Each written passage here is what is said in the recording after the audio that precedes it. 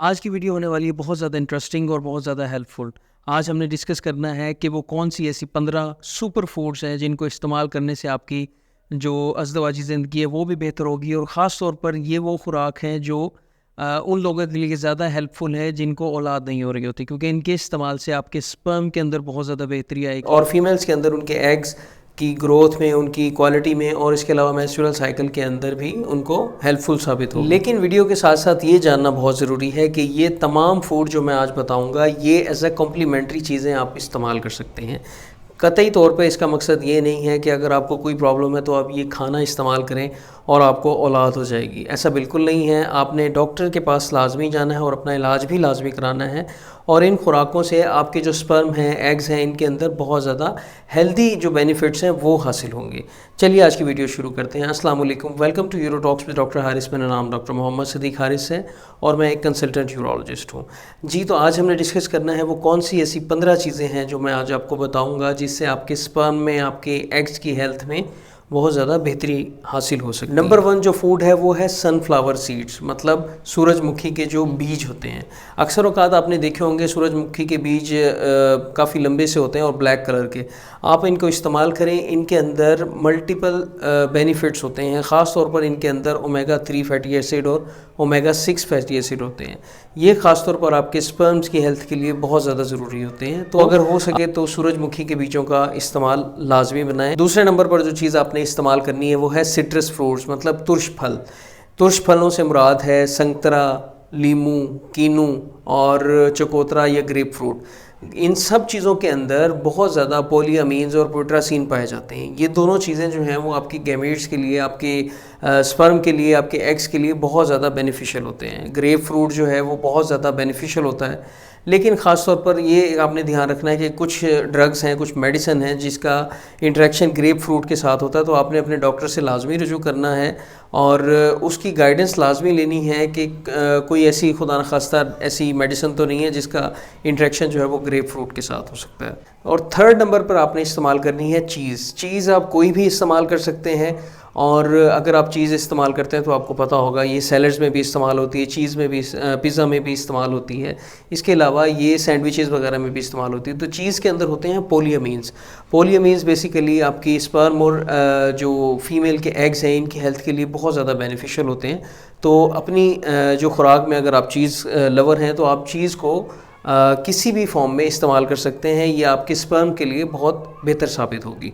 चौथे नंबर पर आपने फुल फैट डेयरी मिल्क इस्तेमाल करना है। आपने वो मिल्क इस्तेमाल नहीं करना जिसके अंदर फ़ैट शामिल या चिकनाई शामिल नहीं होती।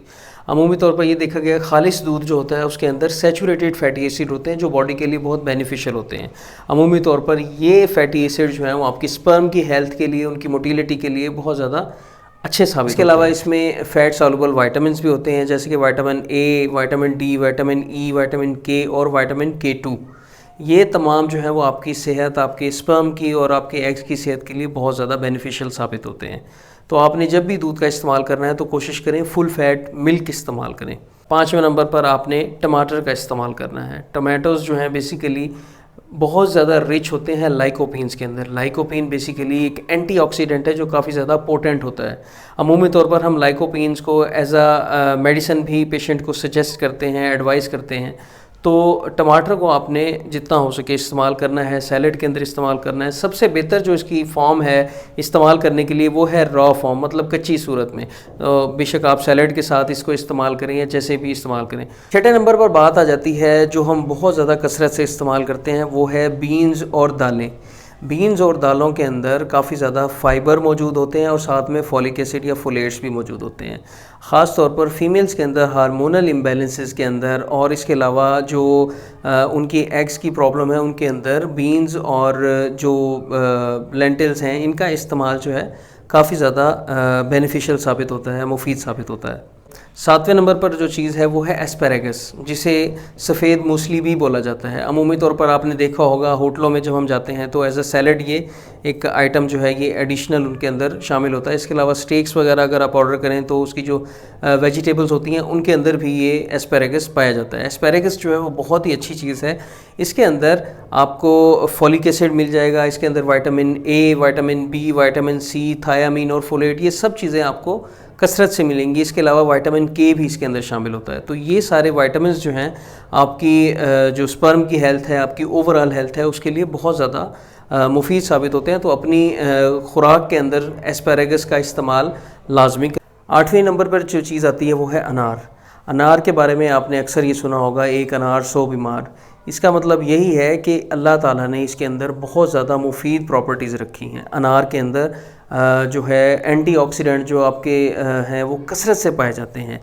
उनके इस्तेमाल की वजह से आपकी स्पर्म की हेल्थ में, आपके स्पर्म की काउंट में, उनकी मोटिलिटी में खातिर खा इजाफा देखने में आता है। और ये स्टडीज़ के अंदर भी प्रूवन चीज़ है। एक स्टडी हुई थी जिसके अंदर जो लोगों ने अनार का इस्तेमाल किया था, उनकी जो स्पर्म काउंट है वो काफ़ी ज़्यादा इम्प्रूव हो गई थी, ऑलमोस्ट 60% इम्प्रूव हो गई थी।